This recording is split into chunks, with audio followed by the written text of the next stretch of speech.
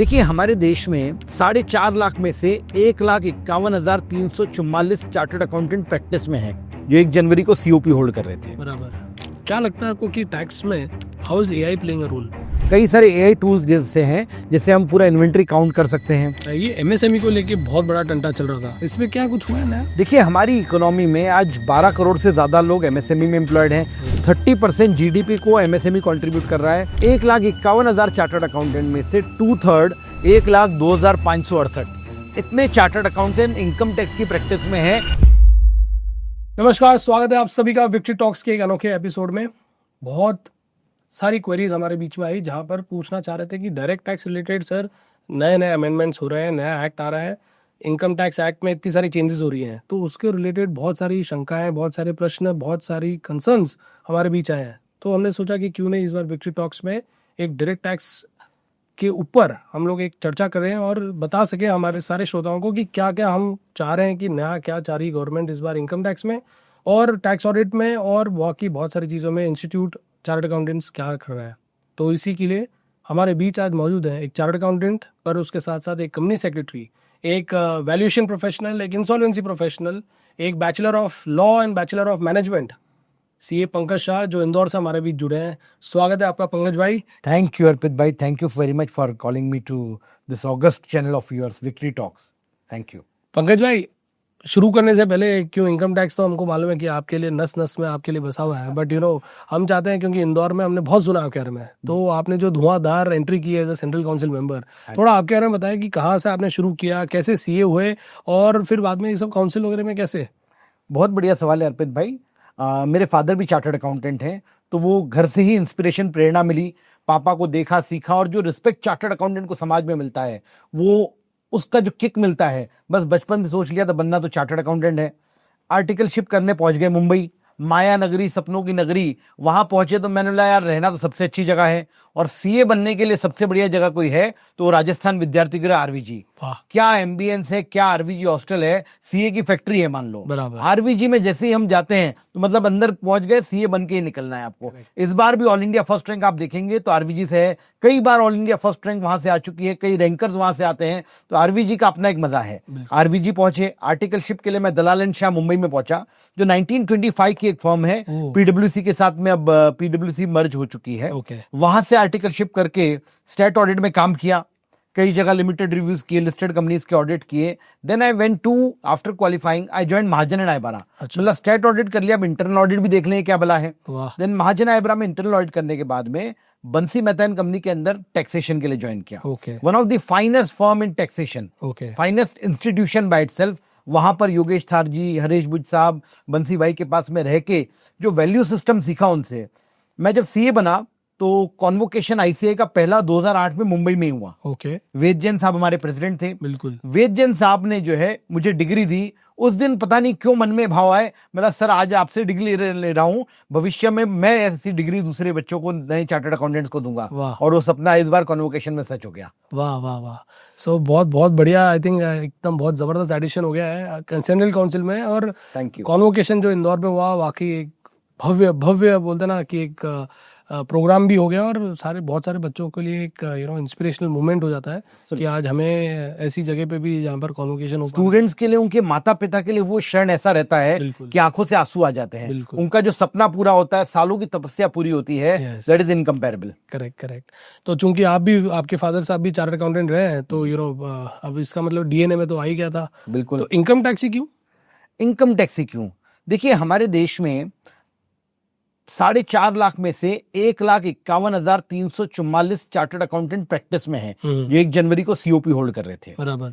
1,51,000 chartered accountant में से 2/3 1,02,568 इतने चार्टर्ड अकाउंटेंट इनकम टैक्स की प्रैक्टिस में है, जो टैक्स ऑडिट करते हैं और किसी न किसी तरीके से इनकम टैक्स से जुड़े हुए हैं।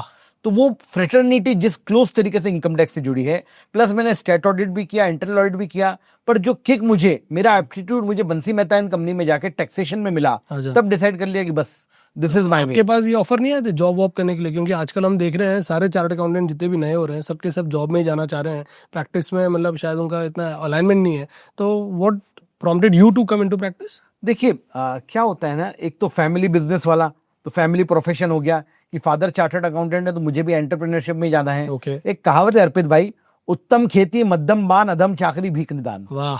तो इसलिए बिजनेस में जो रिटर्न्स हैं, बिजनेस में जो संतोष है, वो कहीं कहीं जॉब नहीं में नहीं मिल सकता। ये मेरा पर्सनल थॉट है। तो क्या जरूरी है कि अगर हमारे घर में एंटरप्रेन्योरशिप हो तो ही हम बने, या नए जो फर्स्ट टाइम जो यंग सीएस हैं शायद सुन रहे होंगे हमको अभी, उनके लिए क्या मैसेज है आपका? It depends on your perspective. आपका मन क्या चाहता है वो करो, अपने सपनों के पीछे भागो, आपको सक्सेस मिलेगी। तो how difficult it is to start practice आपके हिसाब से आज की डेट में? बहुत अच्छा सवाल आपने पूछा है। देखिए, किसी भी चीज को करने के पहले, सक्सेस के पहले आपको मेहनत करनी पड़ेगी। आप देखें, एक बतख पानी के अंदर इतनी तेजी से पैर चलाता है पर ऊपर उतना स्मूथ चलता है। Correct. तो अंदर ही अंदर जो है मेहनत इतनी करो कि आपकी सफलता शोर मचाए। तो अब टैक्सेशन पे आते हैं कि बहुत कब से अब सुन रहे हैं डायरेक्ट टैक्स कोड आ रहा है, इनकम टैक्स एक्ट आ गया, इनकम टैक्स बिल आ रहा है, 2025 आ रहा है, नए नए लिमिट्स भी आ रही है, नए नए रेगुलेशंस आ रहे हैं, सैलरी वालों को हमने देखा है कि बहुत सारे नोटिस आ रहे हैं, सब आ रहे हैं, तो बहुत कुछ कर रही है गवर्नमेंट। थोड़ा सा आप अगर विस्तार से बताएं कि हिस्ट्री के बारे में पूरा का पूरा, सो दैट एवरीवन नोज कि क्या हिस्ट्री रही है इनकम टैक्स एक्ट की और अभी क्या हुआ है रिसेंटली। बहुत बढ़िया अर्पित भाई। देखिए, इनकम टैक्स एक्ट की अगर हम बात करें, ये लॉ क्यों आया, कैसे आया, इसका भी एक इतिहास है। 1857 में जब फर्स्ट हमारा वॉर ऑफ इंडिपेंडेंस हुआ, मेरठ में क्रांति शुरू हुई, उससे जो ब्रिटिश गवर्नमेंट को नुकसान हुआ उसकी भरपाई करने के लिए जून 1858 में ये इनकम टैक्स इंट्रोड्यूस किया गया। सो इनकम टैक्स का बैकग्राउंड ये है। आज लगभग 150 साल हो गए। ये इनकम टैक्स आया था 1857 की क्रांति से नुकसान को भरपाई करने के लिए। उसके बाद में लॉ बदल गया, अपने आप में बढ़ता गया। 1922 में इनकम टैक्स एक्ट आया, 1922 के बाद 1961 में आया, और 61 में जो आके बैठा वो ढींढता था। 1977 में उसको सिंप्लीफाई करने की, बदलने की कोशिश की गई, बोले मैं नहीं बदलूंगा। उसके बाद में 2004 में डायरेक्ट टैक्स कोड लाने की कोशिश की गई। ये कोड और एक्ट में अंतर क्या है? देखिए, कोड वो होता है जहां मल्टीपल लॉज हों। जैसे डायरेक्ट टैक्स के अलग अलग लॉज में income tax, wealth tax, professional tax, ये सब डायरेक्ट टैक्सेस हैं। तो अगर ये पूरा एक पैकेज आता तो वो डायरेक्ट टैक्स कोड कहलाता। बट क्योंकि वेल्थ टैक्स अबॉलिश हो गया, इसलिए अब केवल इनकम टैक्स एक्ट 2025 बना है। अच्छा, कोड से अब एक्ट हुआ है। Yes, absolutely. अच्छा, तो ये बड़ी मुशक्कत के बाद में 64 इयर्स का होके ये सीनियर सिटीजन जो है अब चेंज नए हुए हैं। तो नया ये भी एक स्टार्टअप हो गया मतलब। एब्सोल्युटली। वाह। सबको लेवल प्लेइंग फील्ड मिल गई इसमें। वाह। सो क्या अगर हम देखा जाए कि इसमें कितने बड़े अमेंडमेंट्स हैं, क्या मेजर चेंजेस हैं आपके हिसाब से? बहुत बढ़िया सवाल अर्पित भाई। इसको मैं जो है क्लासिफाई करूंगा अलग अलग कैटेगरीज में। 85% इज एवरीथिंग इज सेम। केवल भाषा का अंतर किया है। पहले क्या होता था कि मेरे भाई के पिताजी की भाई की पत्नी ने मुझे गिफ्ट दिया तो वो टैक्सेबल नहीं होता था। अब भाषा कर दी, मेरी चाची ने गिफ्ट दिया, वो टैक्सेबल नहीं है। अच्छा, पहले कान को ऐसे पकड़ते थे, अब कान को ऐसे पकड़ रहे हैं। तो लैंग्वेज सिंप्लीफिकेशन एक बहुत इंपॉर्टेंट रहा। पहले बड़े बड़े भारी शब्द होते, नॉट विथस्टैंडिंग एनीथिंग, अब उसको कर दिया इररिस्पेक्टिव ऑफ एनीथिंग। अच्छा, तो सिंप्लीफिकेशन बहुत किया है। 85% एवरीथिंग रिमेन्स द सेम, और ये 85% में भी 75% रीनंबरिंग है। पहले लगभग 819 सेक्शन हुआ करते थे इनकम टैक्स एक्ट में। आप कहेंगे हमने तो 298 पढ़े हैं। बट सेक्शंस जो होते हैं कि section 10, 10A, 10B, 10BB, 10BBC, तो वो इस तरीके से अल्फा न्यूमेरिक नंबरिंग हो गई थी। जब बना था तब तो 1 से 298 था। बट बीच बीच में जब अमेंडमेंट्स होते गए, अब हमारे सबके दिमाग फर्टाइल हैं, हम कोई प्लानिंग बनाते हैं, गवर्नमेंट उसको क्लग करती है, अमेंडमेंट के प्रोविजन आते हैं, तो वो लॉ पूरा शैबी हो गया था। मैं आपको बताऊं, मेरे घर में, मेरा घर बहुत अस्त व्यस्त रखता हूं। अब एक दिन जो है, पर मेरे को जो चाहिए वो मिल जाता है, क्योंकि मेरे को मालूम है मैंने कार रखी है। एक दिन मम्मी आती है और धावा बोलती है, रेड मारती है, सब कुछ जमा देती है। पर अगले 20 दिन तक मैं ढूंढता रह जाता हूँ, मम्मी वो कहाँ रखा। तो उन्होंने सब सिस्टमेटिक कर दिया, पर 20 दिन बाद वापस सब वैसा का वैसा हो जाता है। वही ये इनकम टैक्स के अंदर हुआ है। आप देखो, पहले 298 सेक्शन थे, अभी भी इन्होंने सारे प्रोवाइडर को सेक्शन में कर दिया। क्लीन चिट 819 से 546 सेक्शन कर दिए हैं, ऑलमोस्ट 50% कर दिए हैं। बट आगे जाके फर्टाइल माइंड जैसे जैसे टैक्स प्लानिंग करेंगे, वापस अल्फा न्यूमेरिक नंबरिंग हो जाएगी। तो नेक्स्ट 10 इयर्स के अंदर जैसा था वैसा का वैसा आपको इनकम टैक्स मिल जाएगा। पंकज भाई, इसमें बताओ कि फॉर एग्जांपल हमने देखा था, जैसे वोडाफोन का एक बहुत बड़ा केस हुआ था जिसमें रेट्रोस्पेक्टिव अमेंडमेंट लेके आ गए थे।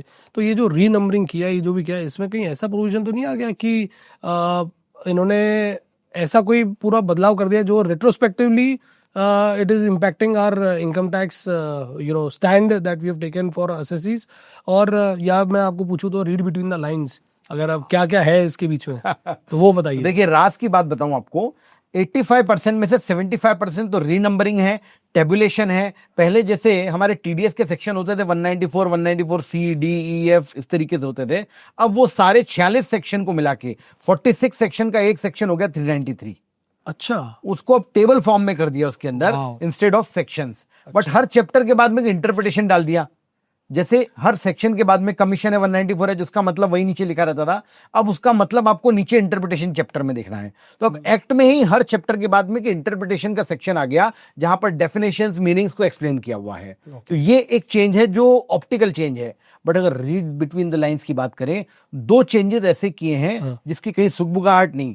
एक एग्जांपल देता हूं। मैंने एक पार्टनरशिप फर्म बनाई और आज से 5 साल पहले उसमें एक लैंड परचेज कर ली, जमीन परचेज कर ली। अब जब भी हम उसको बेचने जाएंगे तो लॉन्ग टर्म कैपिटल गेन होगा, 12.5% का टैक्स लगेगा। आज के लॉ में तो यही होने वाला है। बट ये नया एक्ट आने के बाद में अगर कोई भी पार्टनरशिप फर्म कोई भी ट्रांजेक्शन कर रही है तो उसका नॉर्मल टैक्स देखेंगे और उसके ऊपर अब एएमटी लग रहा है, ऑल्टरनेट मिनिमम टैक्स या मैट। तो ये देखेंगे यार 12.5% या 18.5% ओवरऑल इनकम पे क्या ज्यादा है, उतना मिनिमम टैक्स आपको देना पड़ेगा। तो वर्चुअली इस नए लॉ के अंदर 12.5% का रेट 18.5% हो रहा है सारी पार्टनरशिप फर्म्स के लिए। जबकि एएमटी जो लेके आए थे वो केवल 35AD या एग्जेम्प्ट इनकम उन सब के लिए स्पेशल प्रोविजंस के लिए लाए थे। बट इस नए एक्ट के अंदर उसको सब पे एप्लीकेबल कर दिया। दूसरा, प्रिजम्पटिव की बात करें, 44AD में मुझे 8% इनकम दिखाना है। मेरा अगर 1 करोड़ का टर्नओवर है तो मुझे 8 लाख का रेवेन्यू दिखाना है।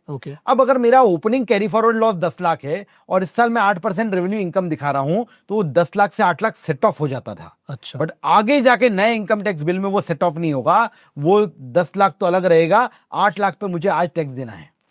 तो इस तरीके के रीड बिटवीन द लाइंस के कुछ अमेंडमेंट्स हैं जो वास्तव में मूलभूत चेंजेस कर रहे हैं। वैसे ही चैरिटेबल, जिसके प्रोविजन सबसे ज्यादा अनचैरिटेबल हो गए हैं, सही में वो रजिस्टर्ड नॉन प्रॉफिट ऑर्गेनाइजेशन, ये नया टर्म उसके अंदर आ गया है। उसके ऊपर अब जो है अपने आप में बहुत डिटेल स्टडी करने की जरूरत है। अच्छा, तो चेंजेस हैं।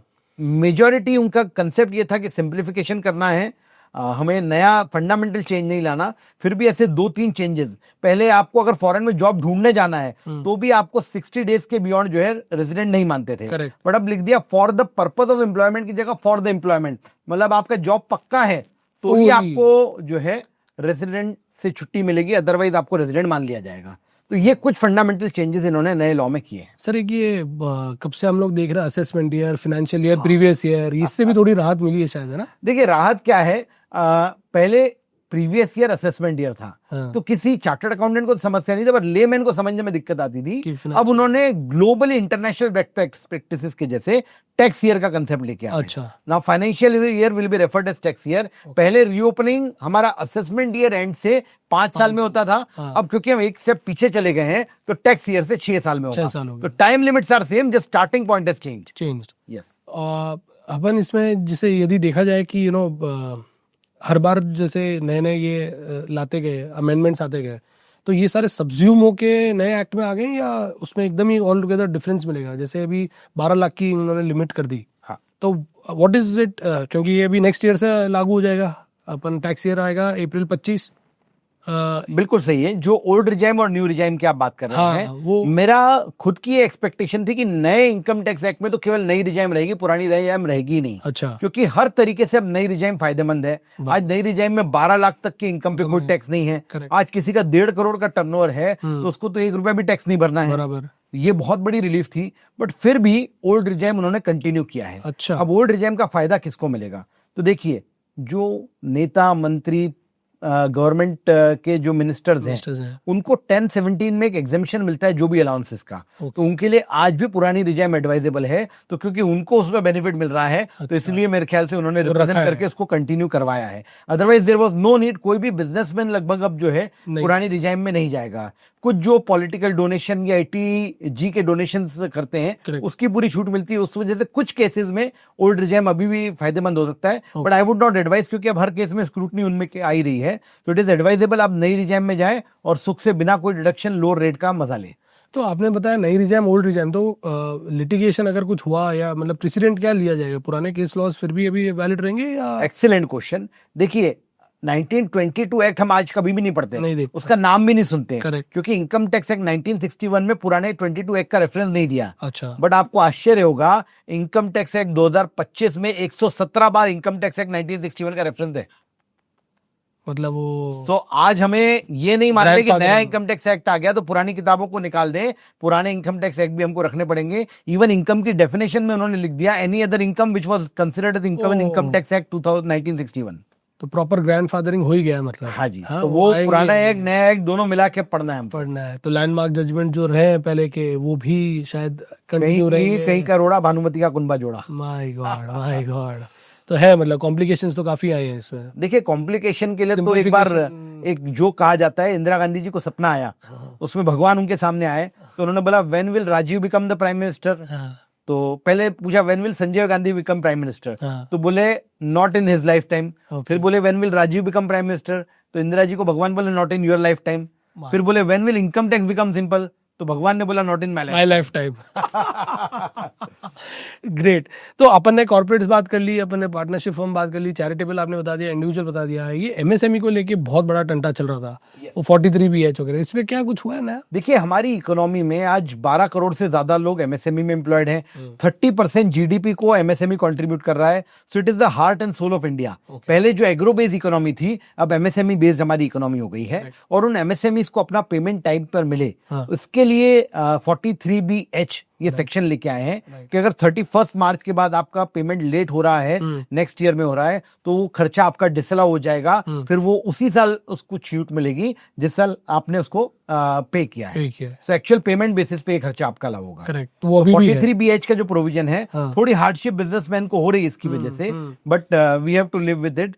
लॉन्ग टर्म में अच्छा मूव है। एक रिलैक्सेशन ये है कि केवल ये मैन्युफैक्चरर या सर्विस प्रोवाइडर से गुड्स परचेज किए आपने तो अप्लाई होगा। ये रिटेलर, ट्रेडर, इनसे अगर कोई माल परचेज किया है तो उनके ऊपर ये बेनिफिट नहीं मिलता। यस। और इंडिविजुअल्स के लिए कुछ खास नए इस एक्ट में? देखिए इंडिविजुअल्स के लिए सारे जो बेनिफिट्स हमको पुराने लॉ में दिए थे, those are being carry forward है, same to same. Yes. Great, super. तो ये तो हो गया इनकम टैक्स के बारे में। अभी टैक्स ऑडिट का सीजन है, तो आईसीएआई ने भी काफी गाइडेंस तो नया निकाला है, नई लिमिट्स भी आई है। उसके बारे में बताइए कि क्या चल रहा है और what is your take on now the new limits that have come for tax audit? देखिए टैक्स ऑडिट जो है, आईसीआई एज अ रेगुलेटर उसका डोमेन है। इवन जब अकाउंटेंट की डेफिनेशन का डिस्कस हुआ, सुप्रीम कोर्ट का एक डिसीजन है TD Venkat Rao, Supreme Court ने उसमें बोल दिया कि only chartered accountants can have the monopoly to do audit, क्योंकि ऑडिट कैसे करना है ये चार्टर्ड अकाउंटेंट से अच्छा कोई नहीं आता। स्टैंडर्ड्स ऑन ऑडिटिंग केवल चार्टर्ड अकाउंटेंट्स को सिखाए जाते हैं। आज फॉरेंसिक स्टैंडर्ड्स हमारे आईसीआई के बनाए हुए पूरी दुनिया यूज कर रही है। करेक्ट। फॉरेन कंट्रीज हमको रॉयल्टी पे कर रही है for using this. So ICI tax audit की जहां तक बात है, और 34 lakh non corporate and 3 lakh corporate, 37 lakh corporate पिछले साल टैक्स ऑडिट साइन हुए हैं। ओह, 37 लाख इज अ वॉपिंग फिगर। पूरी दुनिया में इतने ऑडिट कहीं नहीं होते, उतने टैक्स ऑडिट होते हैं। और वो करने की क्षमता सिर्फ एक चार्टर्ड अकाउंटेंट केवल चार्टर्ड अकाउंटेंट्स में। और गवर्नमेंट का जो इंटेंशन है, बहुत सारी इंफॉर्मेशन इस टैक्स ऑडिट में ऐसी आ गई है which is not relevant for income tax, but information collect करने के लिए वो यूज कर रहे हैं। वो मुकेश अंबानी का आपने देखा होगा कि जियो नाम क्यों रखा, तो वो OIL को जब मिरर में देखते हैं GIO, तो data is the new oil. Income tax has understood it. So income tax जो डेटा कलेक्शन कर रही है, it is doing through tax audit report. वाह वाह। और ये नई लिमिट्स क्या है? हाँ, नई लिमिट्स। अब इसमें क्या हुआ, हमने देखा कि 1,02,000 CA टैक्स ऑडिट कर रहे हैं और टोटल 37 लाख टैक्स ऑडिट हो रहे हैं, तो एक आदमी एवरेज 35 टैक्स ऑडिट कर रहा है। करेक्ट। कुछ केसेस में मेंबर सुप्रीम कोर्ट गए थे कि ये 60 की लिमिट क्यों, जब एक डॉक्टर कितने भी नंबर ऑफ पेशेंट देख सकता है, वकील कितने भी नंबर ऑफ केसेस लड़ सकता है, तो CA पे लिमिट क्यों? बहुत सारे क्वालिटेटिव एस्पेक्ट्स को लेकर डिस्कशन हुआ। सुप्रीम कोर्ट ने जब आईसीआई को रिमांड किया, तो हमारी काउंसिल में जो हम लोगों ने डिसीजन लिया, आप भी उसके अंदर जो है बहुत अच्छे इनपुट्स आपके थे अर्पित भाई, उसमें ये डिसाइड किया गया कि यार 60 इज द अपर कैप, 60 की लिमिट, क्योंकि आज भी एवरेज 35 अगर ऑडिट हो रहे हैं तो 60 बढ़ाने की जरूरत नहीं। और ये जो एक पार्टनर का ऑडिट दूसरा कर देता है, तो दैट शुड बी डिसकंटिन्यूड, जिसका ऑडिट वो साइन करे। तो अब ये लिमिट जो पहले 10 पार्टनर है, एक पार्टनर 600 ऑडिट साइन कर सकता था, अब वो नहीं होगा। Every partner will sign his own audit. और अब यूडिन लेवल पे लॉक लगा दिया है कि यूडिन पोर्टल ही आपको 61st यूडिन जनरेट नहीं करने देगा। वाह। So these are some very crucial and amendments. मतलब this is really reformist, I would say. तो मतलब अभी चार्टर्ड अकाउंटेंट्स हर एक single chart accountant 60 audit sign कर सकता है 44 AB कैटेगरी के। वो, और यूडिन भी उतने ही जनरेट कर सकते हैं। जी बिल्कुल। अगर हम 5 पार्टनर्स की फर्म है तो टोटल हम 300 ऑडिट कर सकते हैं, but Every single partner will वही do his साइन own करेगा, 60 खुद ही करेगा। सो अब हमने क्वालिटी भी चेक कर लिया, क्वांटिटी भी चेक कर लिया। एब्सोल्युटली, और ये प्रोस्पेक्टिवली किया है कि मेंबर्स को इस साल का ऑडिट करने में कोई जो है ट्रांजिशनल प्रॉब्लम्स नहीं है, so these are applicable from next year. और एनओसी रिलेटेड भी हमने बहुत बड़ा चेंज लाया है। हाँ, पहले क्या होता था कि मैंने इस साल ऑडिट किया, क्लाइंट फीस अगले साल देने आता था, Correct. अगले साल वो किसी और के पास चला गया, ऑडिट करा लिया, मुझे नहीं पता चलता था कि कहाँ गया। मैं कंप्लेंट भी आईसीआई को करूं तो किसके अगेंस्ट में करूं? बराबर। कैन नॉट अज्ञात कंप्लेंट नहीं कर सकते। Correct. अब आईसीआई यूडिन पोर्टल में मैकेनिज्म डेवलप कर रहा है कि previous auditor will come to know कि who is the next auditor. Correct. तो इसलिए ये ट्रांसपेरेंसी आने की वजह से जो ऑडिट माइग्रेशन होते थे, अंडर कटिंग होती थी, उसके ऊपर बहुत बड़ा कंट्रोल हो जाएगा। वाह, आई थिंक ये बहुत वेलकम मूव है और Absolutely. कहीं ना कहीं पूरी इंडस्ट्री में इसका बहुत बड़ा फायदा होने वाला है। This shows that ICI and it's council is working day and night. Yes, नहीं, और सबसे बड़ी बात यह है कि हम एक बहुत बड़ा मैसेज देना चाह रहे हैं कि आप अगर आज अकेले काम कर रहे हो, चाहे कोई भी छोटे से दूर दराज गांव में भी हो, हम चाहेंगे कि अब आप किसी के साथ जुड़ जाओ, सो दैट ये बहुत अच्छा मिशन अर्पित भाई आप चला रहे हैं एग्रीगेशन का, और कैसे हम जो है एग्रीगेट होके आज जरूरी भी है ना, क्योंकि आपको best of the best infrastructure, best of the best knowledge और एक बेंचमार्किंग मिल जाती है। अकेले तो मेरे को उतना ही मालूम है, पर साथ में रहता हूं तो मुझे कितनी सारी चीजें मालूम है। वो कहते हैं ना, जो है छोटा चलना हो तो तेज चलो और लंबा चलना हो तो साथ चलो, है ना। टैक्स ऑडिट से रिलेटेड क्या इंपॉर्टेंट थिंग्स इस बार ध्यान रखनी चाहिए, जो अपन कहते हैं कॉमनली मिस्टेक्स जो हो रही हैं बहुत सारी, तो चार्टर्ड अकाउंटेंट्स भी हैं और बहुत सारे बिजनेसमैन भी है जो हमारा ये चैनल देखते हैं, सुनते हैं, क्या इनको ख्याल रखना चाहिए इस बार टैक्स ऑडिट में? देखिए, टैक्स ऑडिट में सबसे पहले सबसे इंपॉर्टेंट चीज तो ये है कि बैलेंस शीट पीएनएल नए फॉर्मेट में बनाना है, and they should give a true and fair view. अब कई बार क्या होता है, हम लोग हर चीज को इनकम टैक्स के चश्मे से देखते हैं। जो खर्चा अलावेबल है उसको पीएनएल में डाल दो, जो नहीं अलावेबल है उसको कैपिटल में डेबिट कर दो। आज मैं क्लाइंट से मिलने जा रहा हूँ, तेज गाड़ी भगा के गया, मेरा चालान कट गया, मैं उसको कैपिटल में डेबिट करता हूँ, but that is my business expense. आज मैं जो इनकम कमा रहा हूँ, बिजनेस का प्रॉफिट कमा रहा हूँ, उस पर टैक्स दे रहा हूँ, तो tax is my PNL item, but हम लोग कैपिटल में करते थे। ये सब प्रैक्टिसेस डिसकंटिन्यू करके कई बार ये होता था कि किसी का बैंक अकाउंट अगर एनपी हो गया तो इंटरेस्ट का प्रोविजन ही नहीं करता था। That itself is wrong, because balance sheet PNL true and fair view नहीं दे रहा है। तो इसलिए हमें सबसे पहले तो balance sheet PNL true and fair view दे, ये इंश्योर करना है। इसके बाद में ऑडिटर की क्या रिस्पॉन्सिबिलिटी और असेसी की क्या रिस्पॉन्सिबिलिटी है, ये ऐसे 700 हमको मैंडेट करता है कि 3CB में हमको क्लियर लिखना है।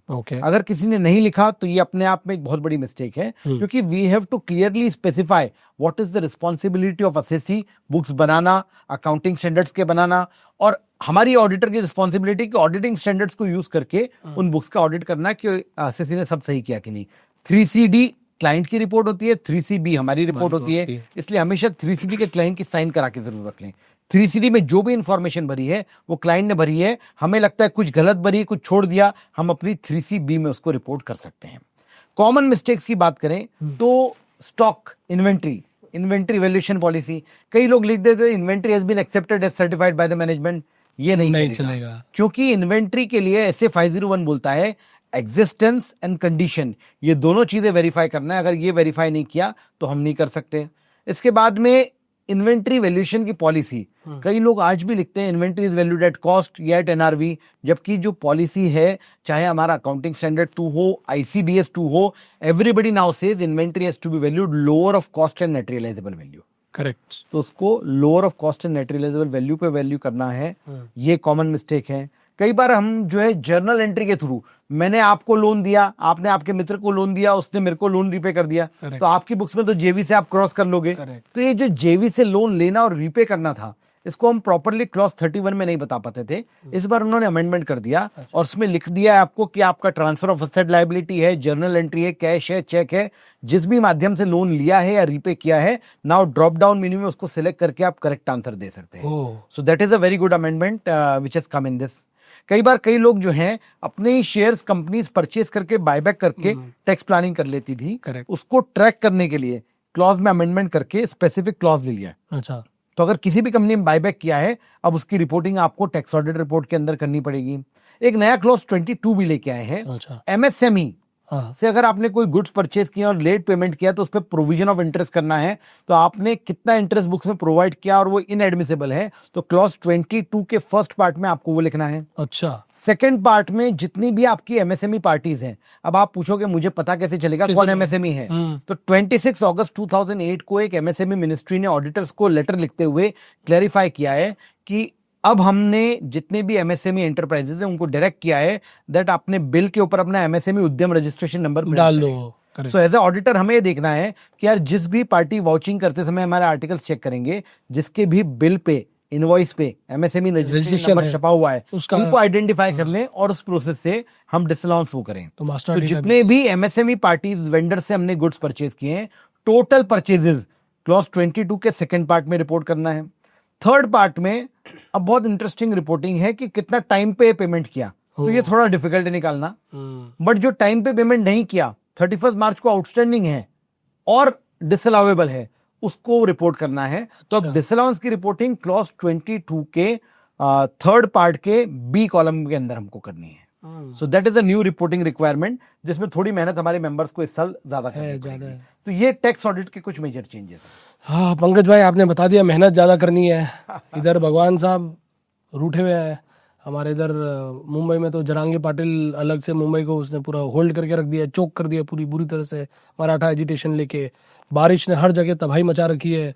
तो ये सब देखते हुए कैसे ये मेहनत करके काम कैसे होएगा ये बहुत बढ़िया आपने एक इंसिडेंटल इशू रेज किया है। हाँ। अर्पित भाई, अभी तो आईटीआर ही फाइल नहीं हुए। सही में? आईटीआर की डेट ही 31 जुलाई से 15 सितंबर इन्होंने कर दी थी। Correct. अगस्त सितंबर मतलब 1.5 महीना डेट उधर ने बढ़ा दी। हमारे मेंबर्स के कई लोग तो अभी टैक्स ऑडिट शुरू ही नहीं कर पाए हैं क्योंकि आईटीआर का ही लोड खत्म नहीं हुआ। डिपार्टमेंट की तरफ से जो है नया प्लेटफॉर्म पे शिफ्ट हो रहे हैं, which is a good move, but वो ट्रांजिशनल प्रॉब्लम्स आ रही हैं। तो कई एसोसिएशंस ने, चेंबर ऑफ कॉमर्स ने इस बार रिप्रेजेंट किया है सीबीडीटी के अंदर, and to my information CBDT chairman उसको कंसिडर भी कर रहे हैं। So we may expect a date extension of at least 1 month, Yes, but this is all expectation.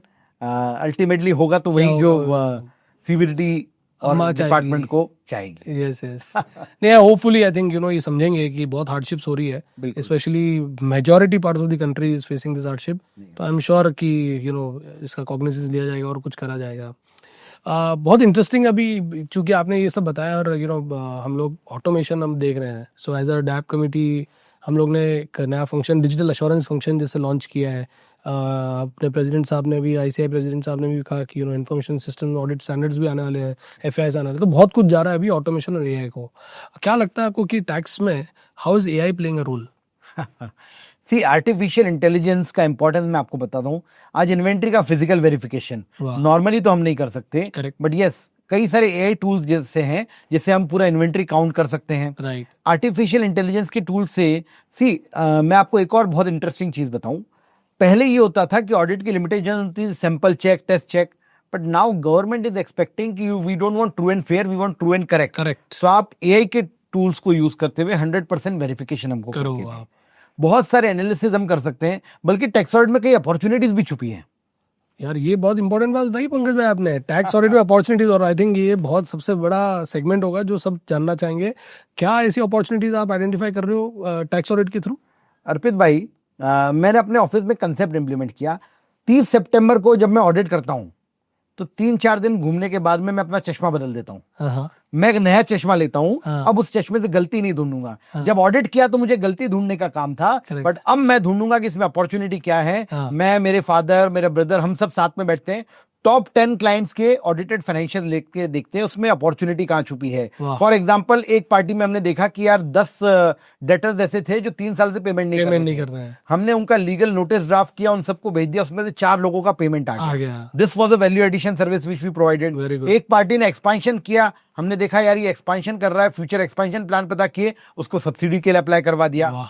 कुछ डेटर से पेमेंट उसका रेगुलरली नहीं आता था, हमने उसको एमएसएमई में रजिस्टर करवाया और उसके बाद में समाधान पोर्टल के थ्रू जो है 2 महीने में डिक्री आ गई, उनके पेमेंट्स आ गए। हमने देखा एक्सपेंडिचर में इंटरेस्ट का एक्सपेंडिचर बहुत हो रहा है, हमने 2 चीजें की अर्पित भाई, इंटरेस्ट का एक्सपेंडिचर कैसे कम किया जाए, बैंक से बात की, और हमने एक सिंपल एआई टूल को यूज किया। हमने ग्रॉक, चैट जीपीटी, उसके अंदर नाम हटा के क्लाइंट की बैलेंस शीट डाली, बैलेंस शीट पीएनएल, और उसको बोला कि इसको बैलेंस शीट को कैसे रिस्ट्रक्चर है कि हमारे रेशियोज इंप्रूव हो सके, हाँ। हमारी इंटरेस्ट कॉस्ट कम हो सके। बहुत उसने जो रिजल्ट दिया उसको इम्प्लीमेंट करके इंटरेस्ट वाह। कॉस्ट एसएससी की कम कराई। तो वाह। हमारे ही टैक्स ऑडिट्स के अंदर बहुत सारी अपॉर्चुनिटी छुपी है। It is a gold mine, बस खोदने की जरूरत है। और जितने हमारे श्रोता हैं उनको ये बताना जरूरी है कि chat GPT licensed version use करना इसके लिए बहुत इंपॉर्टेंट है, क्योंकि नहीं तो आप Absolutely. अपने डेटा के साथ खिलवाड़ कर रहे हो।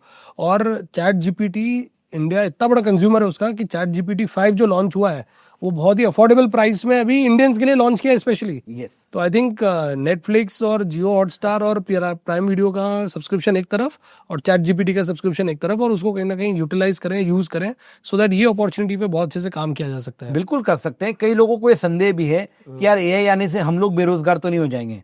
तो मैं आपको एक इंसिडेंट बताता हूँ। हाँ। 1950s के अंदर हाँ। जब हमारे सीए एक्ट बना और जो नए मेंबर्स बने थे, हमारे अनिकेत भाई उनके दादाजी का किस्सा सुनाते हैं। हाँ। He was the first apparent in the intermediate examination. अच्छा। आईसीए की पहली एग्जाम में अपियर हुए थे। Okay. तो जब वो एग्जाम में अपियर हुए तो उसके बाद कैलकुलेटर का इन्वेंशन हुआ। ओह, तो लोगों ने बोला कि यार अब कैलकुलेटर आ गया, तुम्हारे सीए का क्या काम होगा। अरे माय गॉड। काम बढ़ा, हम सब ने देखा। हाँ। फिर जब उनके फादर सुनील तलाठी जी जो है प्रेसिडेंट बने तो कंप्यूटर आ गया। बोले अब सीए का क्या काम, तब भी काम बढ़ा। क्या हमने प्रोग्रेस की, हम सबको मालूम है। तो ये जो आर्टिफिशियल इंटेलिजेंस आया है इसके बाद भी दुनिया कुछ और होगी। Human intelligence will always always always be involve. Audit तो एआई तो ऑडिट तो कर ही नहीं सकता, ऑडिट तो ह्यूमन इंटेलिजेंस ही चाहिए। एब्सोल्युटली। हाँ, उसके अलावा तो कैसे हो सकता है। सो देयरफॉर ये डिजिटल अश्योरेंस जो फंक्शन ला रही इंस्टीट्यूट, आई थिंक एक बहुत बड़ा क्लासिक मूव होगा।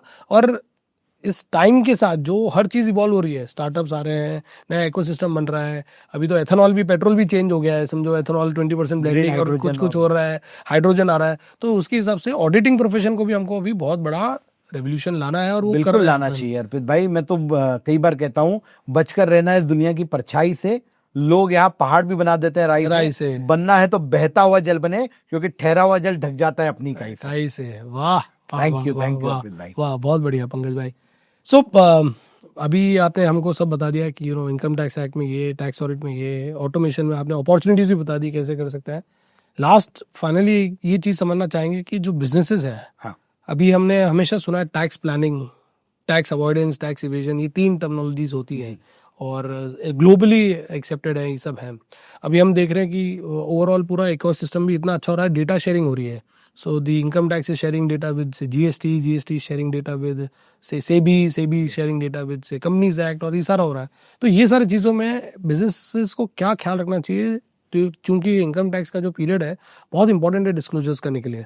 तो इसमें क्या ऐसी चीज़ें जो ख्याल रखनी चाहिए बिजनेसेस को, बिजनेस ओनर्स को, जो अपने सीए के साथ बातचीत करे या कैसे भी करके उसको डिस्क्लोजर करे, क्या ऐसी 5-10 चीज़ें जो आपको लगता है? देखिए, तो बहुत इंपॉर्टेंट क्वेश्चन आपने कहा। सबसे पहले तो हर बिजनेसमैन को एथिक्स ध्यान रखनी चाहिए। Very good. Ethics is something which is Paramount. अगर आप एथिकल रहोगे, बिजनेस को फेयरली करोगे, तो गुडविल एंड लॉन्ग रन में sky is the limit for. Correct. हमने देखा है कि यार लोग जो ब्लैक में मनी इकट्ठा करते थे वो कहीं यूज नहीं कर पाए, बिजनेस की ग्रोथ नहीं कर पाए, और जिन्होंने टैक्स पे किया, वो बोलते हैं ना, भरो टैक्स करो रिलैक्स। तो वास्तव में the kind of phenomenal growth you have, और टाइम इज नॉट लॉन्ग कि जब आपके पास कैश जो है it will be good for nothing, आप कुछ नहीं कर पाओगे। Correct. आज 12.5% जो कैपिटल गेन का रेट कर दिया, लॉन्ग टर्म कैपिटल गेन का, तो प्रॉपर्टी में जो सबसे ज्यादा ब्लैक मनी का सर्कुलेशन था उसके ऊपर ये जो है बहुत बड़ा मूव है। बिल्कुल बिल्कुल सही। लॉन्ग टर्म में आप मान के चलें, जैसे यूएस में सबसे बड़ा बिल $100 का होता है, तो वैसे ही लॉन्ग टर्म में इंडिया की इकोनॉमी भी बहुत पैरामाउंट चेंज होगी। And with this tariff war, जब रुपये का इंपॉर्टेंस अपने आप में बढ़ते जा रहा है, तो तब तो आपको वाइड चाहिए ही चाहिए। We need to be very vigilant of economic changes, and this is the time. अगर हमने फेयरली अच्छे से काम किया तो sky is the limit for all of us. Great, thank you Pankaj भाई, आज बहुत मजा आया आपसे बातचीत करने में। पर मैं आप सब लोगों को बता दूं, ये सिर्फ ऊपर की हमने बातें की हैं, बहुत सारी ऐसी चीजें हैं जो छोटी छोटी चीजें हैं जो ध्यान रखनी चाहिए। तो आप अपने चार्टर्ड अकाउंटेंट के पास जाएं, उनसे बात करें, समझें।